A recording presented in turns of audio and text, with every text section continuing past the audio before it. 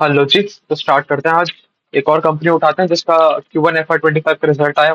आज हमारे पास एक कंपनी है जो एक PSU बैंक है ना, जिसका करीबन मार्केट कैप है 48,000 करोड़। कंपनी का नाम है बैंक ऑफ महाराष्ट्र। अब देखो, अब हमें थोड़ी सी समझने वाली बात क्या है। अभी जैसे पीएसयू में तो खासकर बहुत बड़ा बुल रन चल रहा है ना। और हम देख रहे हैं काफी सारे पीएसयू बैंक्स में भी बहुत अच्छा बुल रन मिला हमें। जैसे पीएनबी को देखने को मिला। पीएनबी तो शायद नीचे से, अगर बॉटम मोस्ट पॉइंट से पकड़ोगे तो 3-4 गुना भी हो गया होगा, है ना। बट वहां पर क्या, लोन बुक ग्रोथ नहीं है। अगर आप पीएनबी का लोन बुक ग्रोथ देखने जाओगे तो 7-8% के आसपास का लोन बुक ग्रोथ है, तो सिस्टम की क्रेडिट क्रेडिट ग्रोथ से कम है। अब आप सिस्टम का क्रेडिट ग्रोथ कैसे निकालोगे? अगर आप एक काम करें, हम सब सिस्टम के सबसे बड़े दो बैंक्स पकड़ लेते हैं। एक सबसे बड़ा पीएसयू बैंक पकड़ लेते हैं, एक सबसे बड़ा प्राइवेट बैंक पकड़ लेते हैं।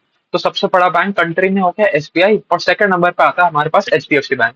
अब ये दोनों जिस पेस से ग्रो कर रहे हैं उसका एवरेज निकाल लें तो मोटा मोटी सिस्टम की क्रेडिट क्रेडिट ग्रोथ हो जाएगी। तो एक काम करते हैं, हम देखते हैं एसबीआई ग्रो करता है 13-14% के आसपास से। और वहीं एचडीएफसी जो है वो एचडीएफसी ग्रो करता है 15-16% के आसपास से।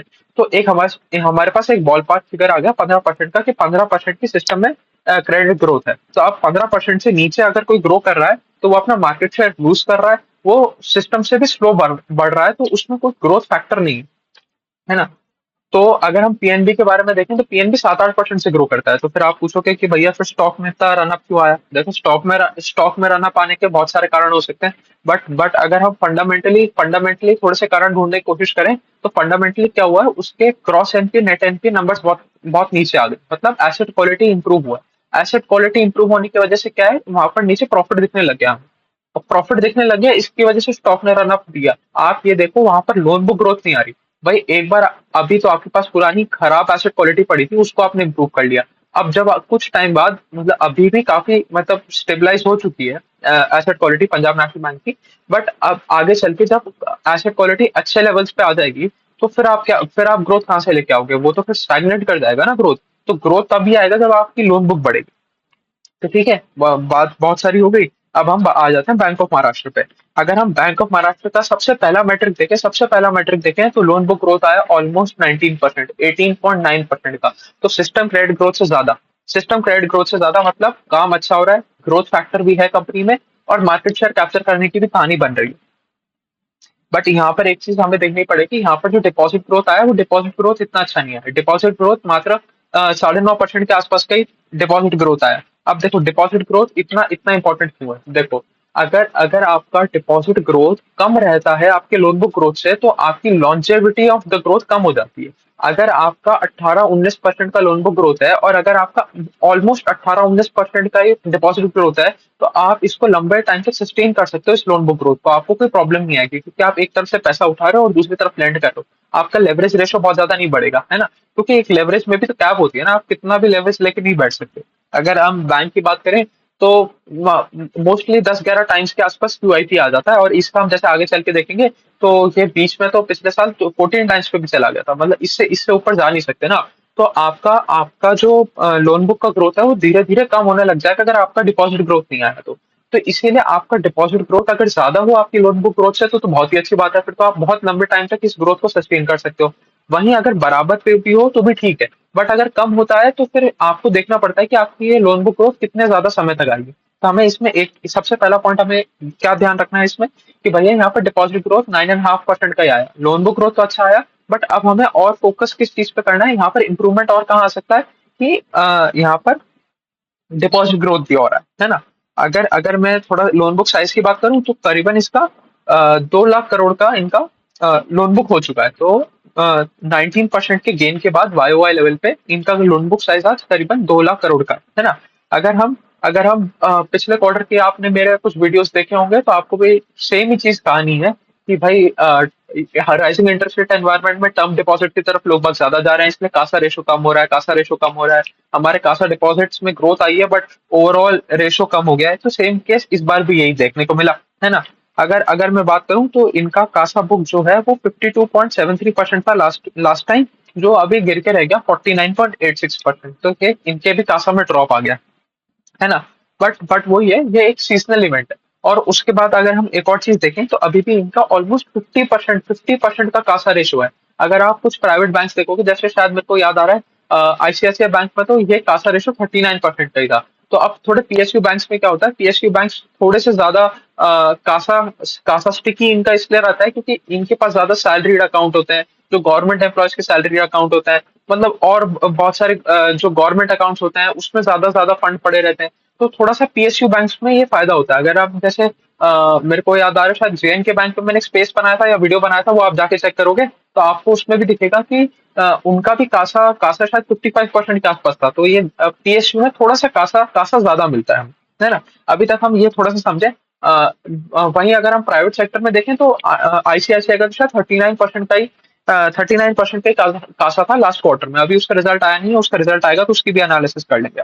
तो इनका भी वही है कि एक बार ट्रेंड के हिसाब से तो थोड़ा सा कासा ड्रॉप हुआ है, 50% पे आ गया, है ना। अगर हम थोड़ा सा लोन बुक का सेगमेंट समझने की कोशिश करें तो लोन बुक सेगमेंट हम चार मेन डिवीजन में बांट सकते हैं। सबसे पहला तो हो गया कॉर्पोरेट लोन्स, उसके बाद आ जाते हैं हमारे रिटेल लोन्स, उसके बाद आ जाते हैं हमारे एग्री लोन्स, उसके बाद आ जाते हैं हमारे एसएमई एमएसएमई लोन्स, है ना। तो ये हमारे पास फोर मेन डिविजन है। अब इन चार डिवीजन का थोड़ा वेटेज समझ लेते हैं और हर इंडिविजुअल डिवीजन में क्या क्या कहानी रही, कितनी कितनी ग्रोथ रही, वो थोड़ी सी समझ लेते हैं। तो रिटेल सेगमेंट जो है वो टोटल लोन बुक का 25% के आसपास का सेगमेंट है, और उस 25% सेगमेंट में कंपनी ने ग्रो किया 18%। ठीक है, तो almost at par with the whole loan book level, है ना। अगर अगर हम दूसरे सेगमेंट की बात करें, दूसरा सेगमेंट है हमारा एग्री लोन। एग्री लोन पूरी लोन बुक का 15% कॉन्ट्रीब्यूट करता है, बट सबसे ज्यादा पेस पे ग्रो कर रहा है, 35% की पेस पे ग्रो कर रहा है। तो एक एक एक हमारा रिटेल सेगमेंट हो गया जो 1/4 of the loan book contribute करता है, 25% लोन बुक कंट्रीब्यूट करता है और 18% से बड़ा। वहीं एक सेगमेंट है एग्री लोन्स का। Agri loans total loan book का सिर्फ 15% कंट्रीब्यूट करते हैं, बट ग्रो किए 35% से। तो इसका पेस ऑफ ग्रोथ ज्यादा है। वहीं अगर एमएसएमई सेक्टर की बात करें तो एमएसएमई सेक्टर 20% कंट्रीब्यूट करता है टोटल लोन बुक का, और उसमें भी अच्छी ग्रोथ आई 26% की। बट जो सबसे बड़ा सेगमेंट है कॉर्पोरेट लोन्स का सेगमेंट है 39% कंट्रीब्यूट करता है, और उसमें सिर्फ 11% का ही ग्रोथ है। अब देखो कॉर्पोरेट सेगमेंट में तो हम जैसे बाकी बैंक्स में भी देखा, बाकी प्राइवेट बैंक्स में भी देखा, कॉर्पोरेट सेगमेंट में थोड़ी सा स्लो डाउन है, क्योंकि क्योंकि जो एकदम top tier cream level corporates है वहां पर तो आपको लोन देना आरओई के लिए फायदेमंद नहीं रहता, क्योंकि उनकी उनकी क्रेडिट हिस्ट्री इतनी अच्छी है कि आप उनको ज्यादा यील्ड पे लोन्स प्रोवाइड ही नहीं कर सकते। मतलब आप जाके अंबानी जी को ये नहीं कह सकते ना कि आप मेरे को 10% का इंटरेस्ट दो। वो अंबानी आपको बोलेगा भाई साहब मेरा मेरा नाम ही बहुत है, मेरी बहुत अच्छी क्रेडिट हिस्ट्री है, तो आप मेरे को 2%, 3%, 4% पे लोन दो। और जब कॉस्ट ऑफ फंड्स ऊपर जाता है, तो कॉस्ट ऑफ फंड्स ऊपर जा रहा है तो आप इतने सस्ते रेट पे लोन दे ही नहीं सकते। तो अगर आप 0.1% 2% का मार्जिन रख के कोई लोन देने की कोशिश करोगे तो वो आपके लिए बेनिफिशियल ही नहीं रहेगा। तो इसलिए अगर हम देखने जाएं तो बाकी बैंक्स के साथ भी यही है, कॉर्पोरेट सेगमेंट में थोड़ा सा स्लो डाउन देखने को मिला है। सेम चीज हमें यहाँ पर भी देखने को मिली। अगर हम नेट इंटरेस्ट इनकम की बात करें तो वहां पर 20% का ग्रोथ आया वाई लेवल पे, और 8.5% का ग्रोथ आया क्वार्टर ऑन क्वार्टर लेवल पे। अगर हम नेट प्रॉफिट की बात करें तो नेट प्रॉफिट बैंक के इंक्रीज हो गए 46% से वाई लेवल पे और 6% क्यू ऑन क्यू लेवल पे। मतलब मोटा मोटी अभी तक तो सारी चीजें सही चल रही हैं, बस हमें एक चीज पे ध्यान देना है, वो है डिपॉजिट का रेट ऑफ ग्रोथ। अभी तक तो बाकी सब ठीक चल रहा है, आगे देखते हैं। अगर अगर हम निम्स की बात करें तो निम्स भी बढ़ गए हैं। अगर मैं बात करूं तो लास्ट ईयर इसी क्वार्टर में मतलब Q1 FY24 में 3.86% पे थे, जो अब आके हो गए 3.97%, मतलब 11 बेसिस पॉइंट्स का इंक्रीज भी आ गया है ना। और अगर हम ऑपरेटिंग प्रॉफिट की बात करें तो 23% का ऑपरेटिंग प्रॉफिट में जंप आया है वाई लेवल पे। अब देखो हमारे पास बहुत सारे नंबर एक साथ आ गए, एक एक करके सबको समझते हैं। अभी हमने सबसे पहले क्या समझा कि नेट प्रॉफिट बढ़ा 46% से, और एक दूसरा नंबर हमारे पास आया कि ऑपरेटिंग प्रॉफिट बढ़ा 26% से। 26% से बढ़ा है ना, नहीं ऑपरेटिंग प्रॉफिट बढ़ा 23% से, ठीक है, मोटा मोटी वही है ना। तो नेट प्रॉफिट इतनी तेजी से कैसे बढ़ गया जब ऑपरेटिंग प्रॉफिट का पेस ऑफ ग्रोथ हुआ नहीं था? ये इसलिए हुआ क्योंकि इनकी एसेट क्वालिटी अच्छी होती जा रही है। एसेट क्वालिटी अच्छे होने से क्या होता है, भाई भाई हम एक बार फिर वही स्ट्रक्चर समझते हैं। भाई net interest income plus other income is equals to total income. उसमें से अगर हम ऑपरेटिंग एक्सपेंडिचर ओपेक्स हटा देते हैं तो हमारे पास प्री प्रोविजनिंग ऑपरेटिंग प्रॉफिट बचता है। मतलब ये जो हमें जो ग्रोथ दिखी है वो 23% की, ये पीप ऑफ ग्रोथ है, मतलब ऑपरेटिंग प्रॉफिट की ग्रोथ है। ऑपरेटिंग प्रॉफिट में क्या आया, कितना इंटरेस्ट कमाया, एडिशनल इनकम कितना कमाया, उसमें से हमारा कितना खर्चा हुआ ब्रांच सेटअप करने में, रेंट देने में, लीज एग्रीमेंट साइन करने में, बिजली का बिल भरने में, पानी का बिल भरने में, एम्प्लॉय की सैलरी देने में कितना खर्चा हुआ वो उसमें से हटा दो। तो ये हो गई हमारी ऑपरेटिंग इनकम, इसमें तो आया 23% का इंक्रीज। इसके बाद हम इस इनकम में से रिड्यूस करते हैं सेकंड कंपोनेंट, वो है प्रोविजंस। प्रोविजन क्या होता है? Provision is an expense on the income statement. और प्रोविजन बेसिकली क्या होता है कि आप आगे आने वाले लोन्स जो खराब हो सकते हैं उसके लिए आज ही अपने प्रॉफिट में से कुछ कुछ पार्ट निकाल के बाहर रख देते हो कि भाई ये आगे चल के कोई लोन अगर खराब होगा तो मैं उस लोन को इस वाले अमाउंट से सर्विस करूंगा। तो प्रोविजंस कम हो रहे हैं, प्रोविजन कम हो रहे हैं, इसकी वजह से जो हमें नेट प्रॉफिट है उसमें इंक्रीज देखने को मिला है। तो ये तो बहुत अच्छी बात है। प्रोविजन कम हो रहे हैं इसका मतलब बैंक को आगे चल के लग रहा है कि हमें कोई ज्यादा दिक्कत नहीं आएगी, हमारी एसेट क्वालिटी अच्छी है, तो ये बहुत अच्छी बात है। जब ऑपरेटिंग प्रॉफिट ग्रोथ से नेट प्रॉफिट ग्रोथ ज्यादा हो इसका मतलब प्रोविजंस कम हो रहे हैं, प्रोविजंस कम हो रहे हैं इसका मतलब आगे चल के मैनेजमेंट कह रहा है कि हमारी एसेट क्वालिटी यहाँ से इंप्रूव होगी और हमें आगे चल के कोई ज्यादा रिस्क देखने को नहीं मिल रहा। तो इससे हमें समझा कि ऑपरेटिंग प्रॉफिट 23% ही बढ़ा और नेट प्रॉफिट 46% कैसे बढ़ गया। अगर हम कॉस्ट टू इनकम की बात करें तो वो भी 38% है, जो बड़े बड़े बैंक्स का इतना इतना ही रहता है, क्योंकि अब इनको और एग्रेसिवली तो ये कुछ ब्रांच सेटअप करते नहीं है और एडिशनल भी कोई खर्चा आता नहीं है। तो इसकी वजह से मतलब देखो आपके बैंकिंग सेक्टर में बेसिक खर्चा क्या होता है कि या तो आप बहुत तेजी से ब्रांच एक्सपेंशन कर रहे हो या आप अपने नए नए डिवीजन लेके आ रहे हो। नए नए डिवीजन क्या हो गया कि भाई अब मैंने क्रेडिट कार्ड का डिवीजन खोल दिया, अब मैंने कार लोन का डिवीजन खोल दिया, अब मैंने फलाना लोन का डिवीजन खोल दिया, या मैंने अब ये दूसरा काम स्टार्ट कर दिया। तो जब आप नए नए डिवीजन ऐड करते जाते हो तब आपका वो कॉस्ट में ऐड होता है, वो कॉस्ट में ऐड होता है, इसकी वजह से आपका कॉस्ट टू इनकम ज्यादा मिलता है। तो इसका भी बड़े बैंक्स के आसपास का कॉस्ट टू इनकम है। आप एचडीएफसी बैंक का देखने जाओगे तो उसका भी 35-36% के आसपास कॉस्ट टू इनकम है। इसका भी 38% का कॉस्ट टू इनकम है। अगर हम एक और चीज पे ध्यान दें तो अभी तक तो Q1 FY25 में मैंने पहला बैंक देखा जिसका कॉस्ट ऑफ डिपॉजिट्स घट गया। कॉस्ट ऑफ डिपॉजिट मतलब आप कितने रेट पे पैसा पैसा बैंक में डालते हो, तो वो उन्होंने थोड़ा सा घटाया, 8 बेसिस पॉइंट ही घटाया और क्वार्टर ऑन क्वार्टर लेवल पे। वहीं कॉस्ट ऑफ फंड्स स्टेबल रहा 4.09% पे। कॉस्ट ऑफ फंड्स क्या है? बैंक को कितनी रेट पे पैसा उधार मिल रहा है जो बैंक आके लेंड करता है। भाई बैंक बैंक का सारा पैसा थोड़ी होता है, वो बैंक तो बाहर से पैसा उठाता है ना। तो बाहर से पैसा, कॉस्ट ऑफ फंड्स क्या है? 4.09% है, जो बहुत सस्ते फंड्स है ना। अगर हम आरओए की बात करें तो बैंक का आरओए भी बढ़ गया। बैंक का आरओए अगर हम वाईओआई लेवल पे देखें तो 1.33% से बढ़ के 1.72% हो गया। और आरओई भी बढ़ गया वाईओआई लेवल पे 23.73% से बढ़ के 27.62% के आसपास हो गया। तो बेसिकली अगर अगर अगर एक कंपनी का आरओई ठीक ठीक डायरेक्शन सही है, ऊपर जा रहा है, तो मोटा मोटी पूरी कंपनी में चीजें सही हो रही होती है।